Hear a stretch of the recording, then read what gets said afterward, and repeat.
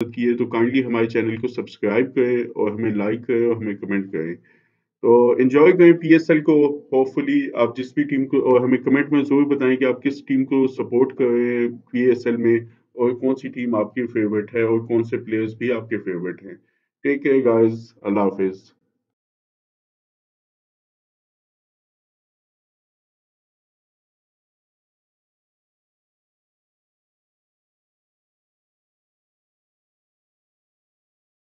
अस्सलाम वालेकुम, आप सबको हमारे चैनल शहाबनामा में खुशामदीद। उम्मीद है आप सब लोग खैरियत के साथ होंगे।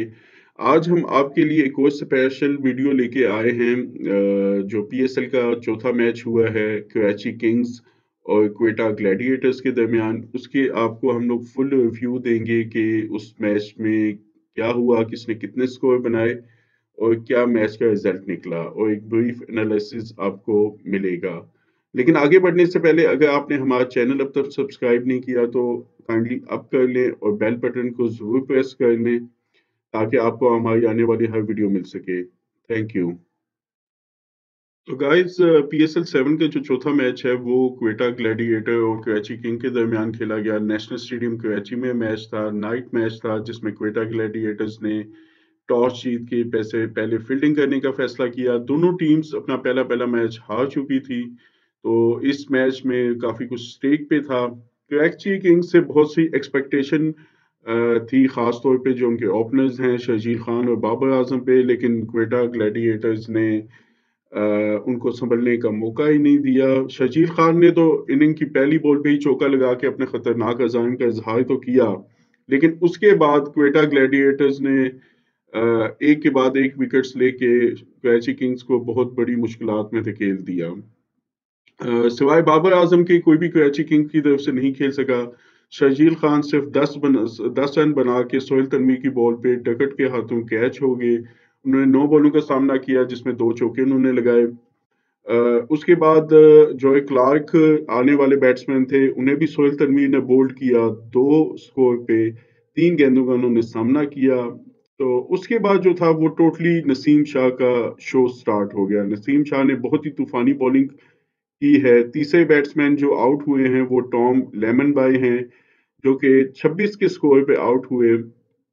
उन्होंने सिर्फ 3 स्कोर बनाए और 3 ही गेंदों का सामना किया। मोहम्मद नबी पहली ही गेंद पे नसीम शाह की बॉल पे सरफराज अहमद के हाथों कॉट बिहाइंड हो गए।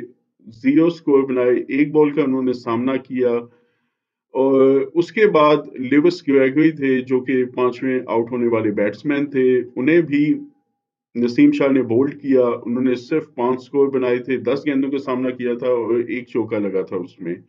उसके बाद जो आउट होने वाले बैट्समैन थे वो मोहम्मद ताहा थे। मोहम्मद ताहा ने सिर्फ 6 स्कोर बनाए। उन्हें मोहम्मद नवाज की गेंद पे सब्स्टिट्यूट फील्डर ल्यूक वुड ने कैच किया था। उन्होंने 9 बॉलों का सामना किया।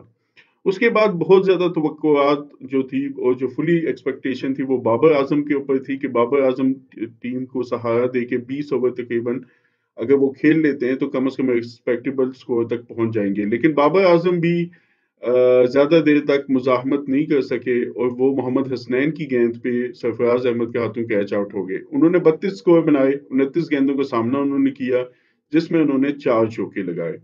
बाबर आजम के जाने के बाद के आउट होते वक्त जो स्कोर था वो 69 था और काफी हद तक कराची की फेट जो थी वो सामने नजर आ रही थी। आमिर यामीन ने कुछ देर रेजिस्टेंस की। उनके पास एक गोल्डन चांस था अपनी वर्थ प्रूव करने का, लेकिन वो भी सिर्फ 20 स्कोर बना सके। 10 गेंदों का उन्होंने सामना किया जिसमें एक चौका और 2 छक्के शामिल थे। उन्हें नसीम शाह ने कैच आउट किया फाल्कोनर की बॉल पे।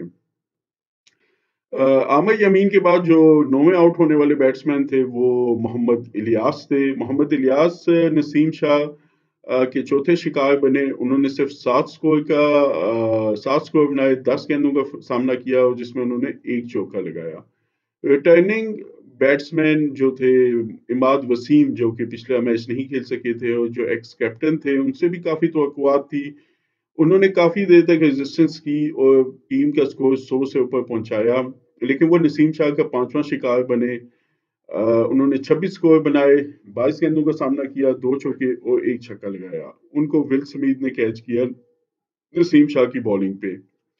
टोटल कराची ने 113 स्कोर बनाए 17.3 ओवर्स में, और इसमें सिर्फ 2 एक्स्ट्रा थे जिसमें एक नो बॉल और एक वाइड थी।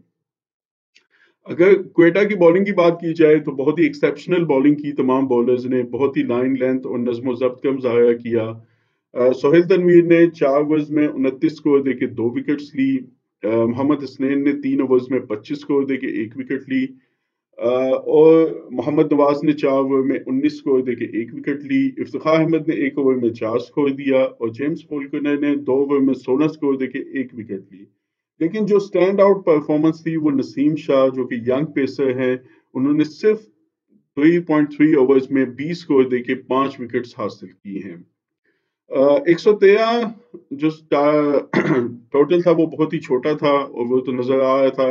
क्वेटा ग्लैडिएटर्स ने बहुत ही अच्छा स्टार्ट लिया इस स्मॉल चेज में।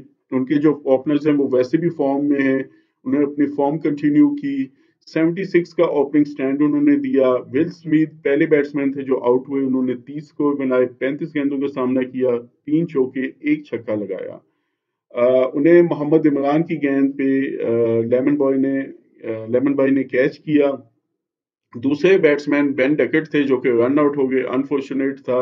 उन्हें जस्ट 2 स्कोर बनाए थे, 8 बॉलों का सामना किया उन्होंने। लेकिन उसके बाद एहसन अली ने अपनी शानदार 50 कंप्लीट की, उन्होंने 57 स्कोर बनाए 43 बॉलों पे 8 चौकों की मदद से, जबकि कप्तान सरफराज अहमद ने लगातार 3 चौके लगा के अपनी टीम को जिता दिया। उन्होंने 16 स्कोर बनाए, 9 गेंदों का सामना किया 3 चौकों की मदद से। कराची किंग्स के मेन बॉलर जो मोहम्मद आमिर हैं, उन्होंने ये मैच भी मिस किया, लेकिन उसके बावजूद अगर वो इवन होते भी तो इतने छोटे टोटल को डिफेंड करना आसान काम नहीं है। कराची किंग की बॉलिंग की बात की जाए तो इमाद वसीम ने 4 ओवर में 18 स्कोर दिए, कोई विकेट नहीं ली। आमिर यमीन ने 1 ओवर में 11 स्कोर दिया। मोहम्मद इलियास ने 2 ओवर में 26। मोहम्मद इमरान एक कामयाब बॉलर थे जिन्हें एक ही विकेट मिली, 3 ओवर में 23 स्कोर देके 1 विकेट ली। मोहम्मद नबी ने 4 ओवर में 15। लुइस गेगई ने 1.5 ओवर में 18 स्कोर दिए।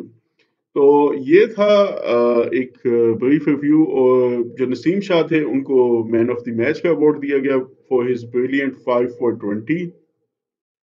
और क्वेटा ग्लैडिएटर्स ने अपने पहले पॉइंट हासिल किए पीएसएल 7 में, जबकि कराची किंग्स वाले अभी तक खाली हाथ हैं।